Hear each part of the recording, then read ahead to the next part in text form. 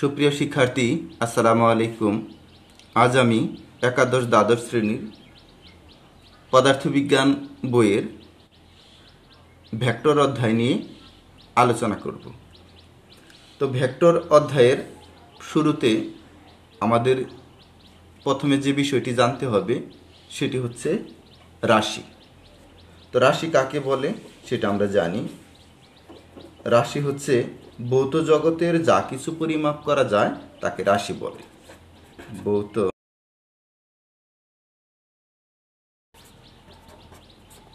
ভৌত জগতের যা কিছু পরিমাপ করা যায় তাকে রাশি বলে। তো রাশি দুই প্রকার, অর্থাৎ পৃথিবীর সমস্ত রাশিকে আমরা দুই ভাগে ভাগ করতে পারি। যেমন এক হচ্ছে ভেক্টর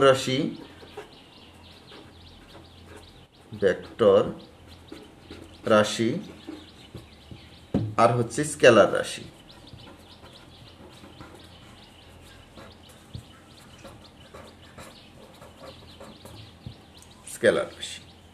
তো ভেক্টর রাশি কাকে বলে?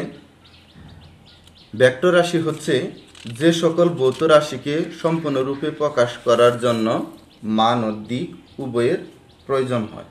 ভেক্টর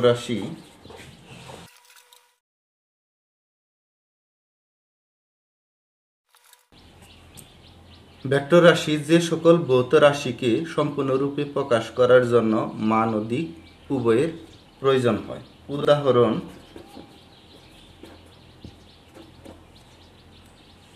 সরণ, ওজন, বেগ, ত্বরণ ইত্যাদি। এগুলো হচ্ছে ভেক্টর রাশির উদাহরণ। উদাহরণের মধ্যে সরণ, ওজন, বেগ, ত্বরণ ইত্যাদি হচ্ছে ভেক্টর রাশি। এর পরবর্তীতে হচ্ছে স্কেলার রাশি যে সকল ভৌত রাশিকে শুধু মান দ্বারা সম্পূর্ণরূপে প্রকাশ করা যায়, দিক নির্দেশের প্রয়োজন হয় না, তাদের স্কেলার রাশি বলে।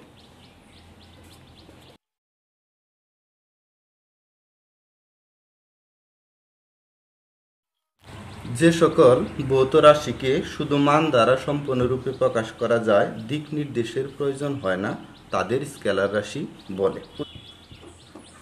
দৈর্ঘ্য, ভর, দ্রুতি, কাঁচ ইত্যাদি। উদাহরণের মধ্যে দৈর্ঘ্য, ভর, দ্রুতি, কাঁচ ইত্যাদি হচ্ছে স্কেলার রাশি। এবার ভেক্টর রাশির কিছু ধর্ম সম্পর্কে জানা যাক। ভেক্টর রাশির ধর্ম: 1. ভেক্টর রাশিকে সম্পূর্ণরূপে প্রকাশ করার জন্য মান ও দিক উভয়ের প্রয়োজন হয়।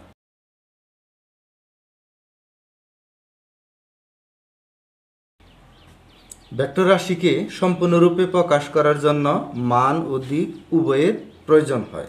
2 নাম্বার,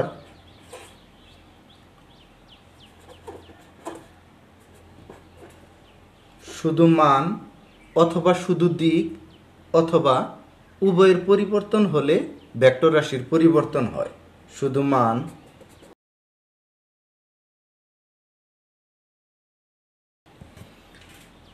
মান অথবা শুধু দিক অথবা উভয়ের পরিবর্তন হলে ভেক্টর রাশির পরিবর্তন হয়। 3 নম্বর, ভেক্টর রাশির যোগ, বিয়োগ, গুণ ইত্যাদি সাধারণ গাণিতিক নিয়মে হয় না, ভেক্টর বীজগণিতের নিয়মে করতে হয়।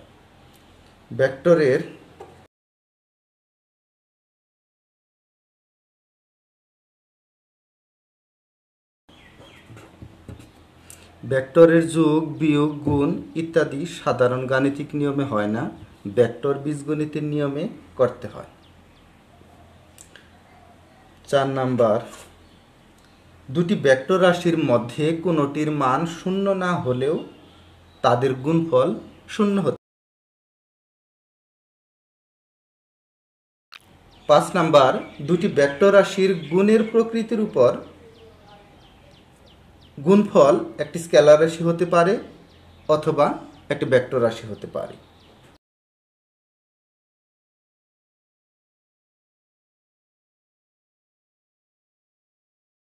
দুটি ভেক্টর রাশির গুণের প্রকৃতির উপর নির্ভর করে গুণফল একটি স্কেলার রাশি হতে পারে অথবা একটি ভেক্টর রাশি হতে পারে।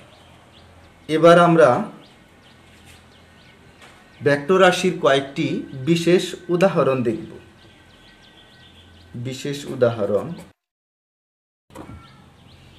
কিছু কিছু ভেক্টর রাশি আছে যেগুলো সম্পর্কে তাৎক্ষণিক জিজ্ঞাসা করলে আমরা দ্বিধাদ্বন্দ্বে পড়ে যাই, এগুলো আসলে ভেক্টর রাশি নাকি স্কেলার রাশি, তা আমাদের তাৎক্ষণিক বলতে অসুবিধা হয়।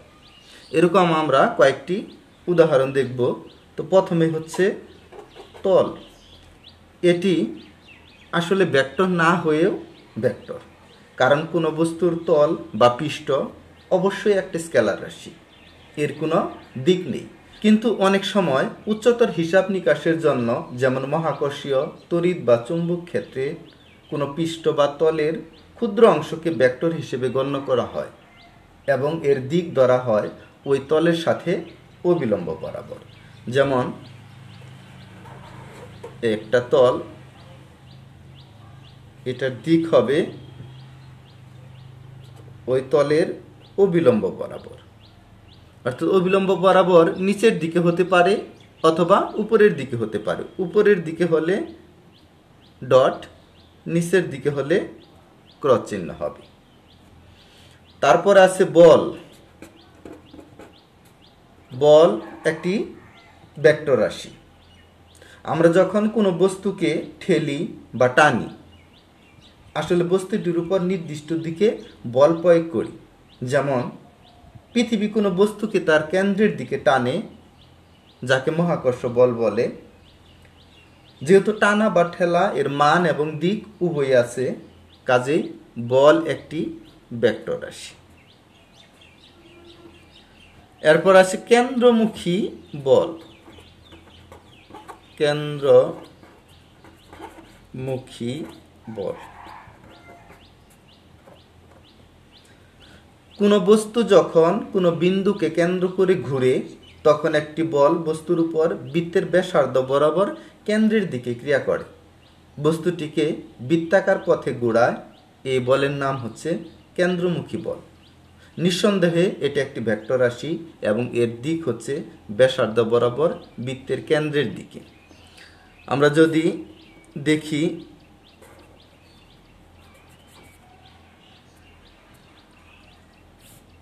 মনে করি এই বস্তুটা এই বৃত্তাকার পথে ঘুরছে, এই বৃত্তাকার পথে ঘুরছে। এই ঘোরানোর ফলে বৃত্তের কেন্দ্রের দিকে একটা বল ক্রিয়া করে, সেই বলটার নাম হচ্ছে কেন্দ্রমুখী বল। কেন্দ্রমুখী বল হচ্ছে একটা ভেক্টর রাশি এবং এর দিক হচ্ছে ওই বৃত্তের ব্যাসার্ধ বরাবর কেন্দ্রের দিকে। এরপর আছে টর্ক।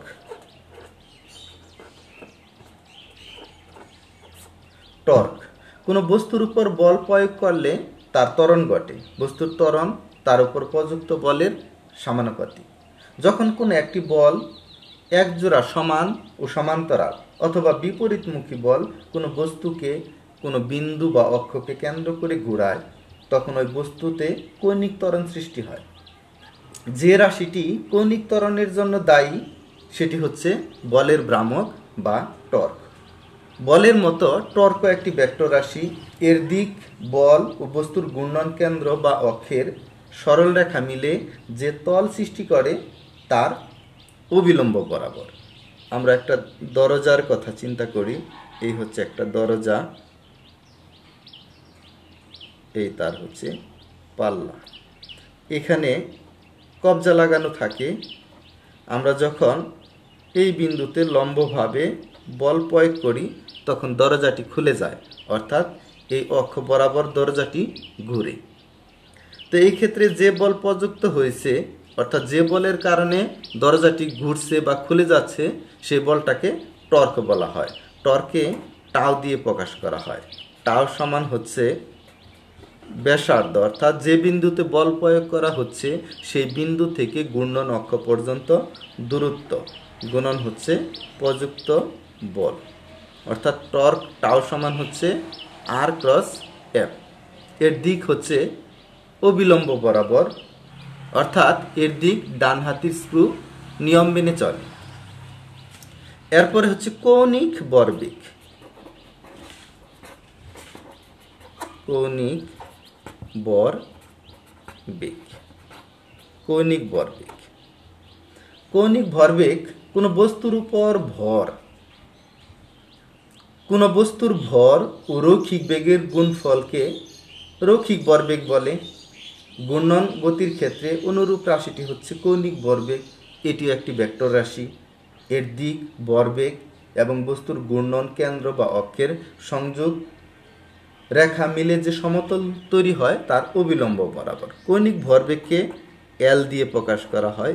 এল সমান হচ্ছে আর ব্যাসার্ধ ভেক্টর গুণন হচ্ছে ভরবেগ, অর্থাৎ ব্যাসার্ধ এবং ভরবেগের ভেক্টর গুণফলই হচ্ছে ওই কৌণিক ভরবেগের মান, এবং দিক হচ্ছে ওই ব্যাসার্ধ এবং ভরবেগ মিলে যে সমতল তৈরি করে তার অবিলম্ব বরাবর।